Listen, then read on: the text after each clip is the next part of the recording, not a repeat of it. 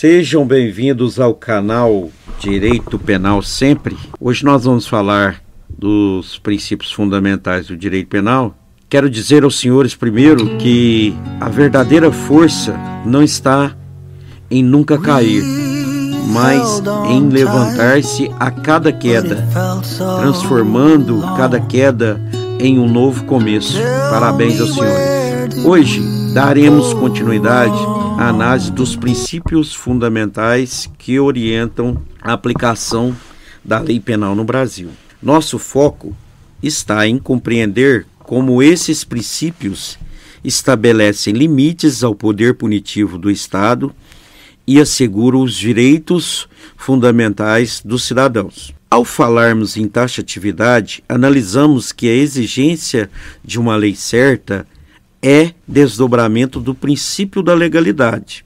Isso significa que a norma penal deve ser clara, determinada e precisa. Não basta que exista uma lei escrita. Ela precisa ser compreensível, previsível, permitindo que qualquer pessoa saiba com antecedência o que é considerado crime e qual a respectiva punição. Um exemplo que ilustra essa questão é o artigo 233 do Código Penal Brasileiro, que tipifica o crime de ato obsceno. Esse artigo, ele diz que praticar ato obsceno em lugar público ou aberto ou exposto ao público tem uma pena em seu preceito secundário de detenção de 3 meses a 1 ano ou multa. A redação desse tipo penal é considerada por muitos doutrinadores como vaga e imprecisa, pois não define claramente o que seria um ato obsceno. Essa indeterminação pode levar interpretações subjetivas por parte dos aplicadores da lei, o que contraria o princípio da taxatividade, o qual exige que as normas penais sejam claras e precisas. A doutrina penal critica fortemente tipos penais vagos, pois comprometem a segurança jurídica e abrem espaços para arbitrariedades. Nilo Batista destaca que a vagueza e a ambiguidade dos tipos penais são incompatíveis com o princípio da legalidade estrita, pois não permitem ao cidadão prever com segurança as consequências jurídicas de seus atos. Portanto, o crime de ato obsceno, em razão de sua redação genérica, pode ser utilizado como exemplo para discutir a importância da taxatividade no direito penal. No contexto brasileiro, como é o caso acima citado, agora citado, nós temos outros exemplos sutis. Um outro exemplo seria os crimes de gestão temerária no sistema financeiro, cujo conceito é considerado por muitos vago e impreciso. Contudo, temos que lembrar e salientar que não tem esse entendimento a jurisprudência. Para a jurisprudência, nem toda expressão indeterminada afronta a taxatividade, desde que seja possível a interpretação com base em critérios objetivos. Outro exemplo histórico é a antiga expressão mulher honesta, presente nos tipos penais até o ano de 2005.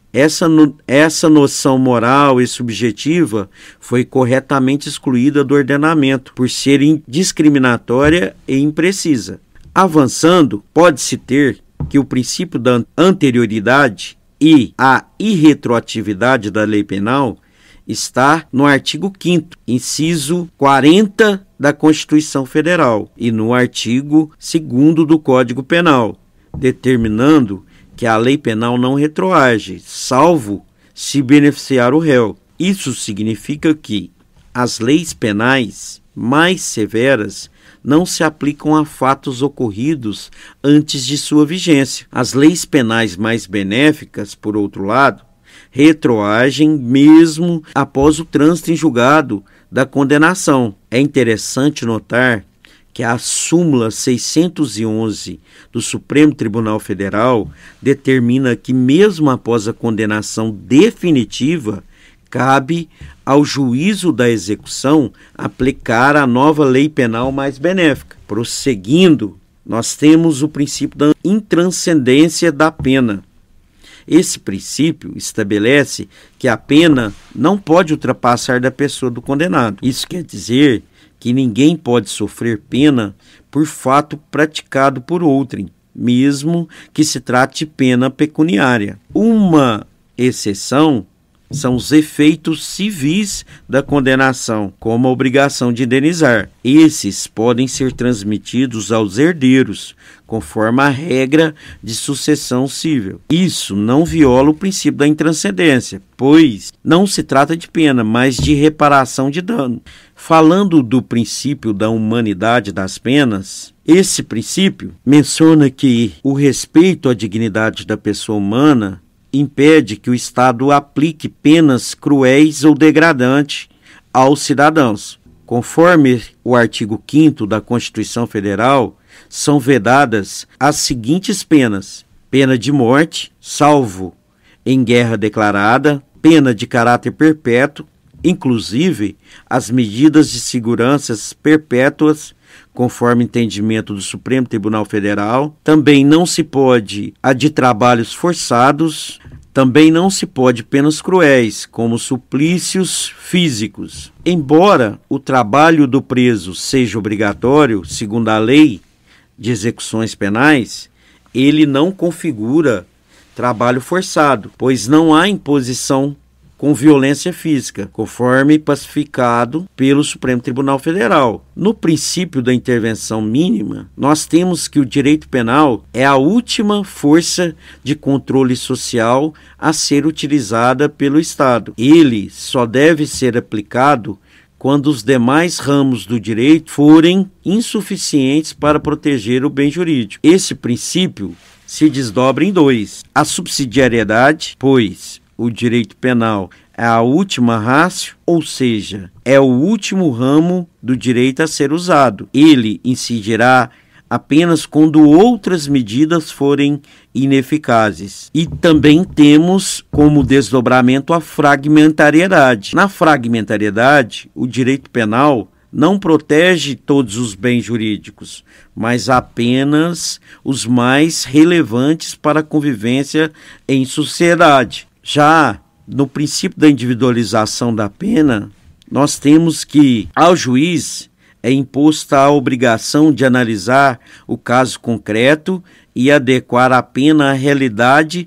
dos fatos e do réu. Cada crime é único, ainda que pareça semelhante a outro. A pena deve considerar a gravidade do fato, a conduta do agente e as circunstâncias pessoais e sociais do réu. É interessante notar que a súmula vinculante 26 do Supremo Tribunal Federal declarou inconstitucional a antiga regra da lei dos crimes hediondos, que impunha um regime fechado, integral e obrigatório, pois isso violava a individualização da pena, impedindo o juiz de analisar o caso concreto. Em suma, amigos, esses princípios que acabamos de analisar, eles formam a espinha dorsal do direito penal moderno.